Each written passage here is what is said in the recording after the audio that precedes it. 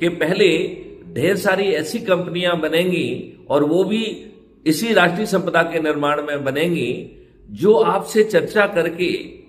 ये आइडेंटिफाई करेंगी कि अभी आपका स्तर क्या है, आपका हुनर क्या है, आपकी शिक्षा क्या है, आपका एटीट्यूड क्या है।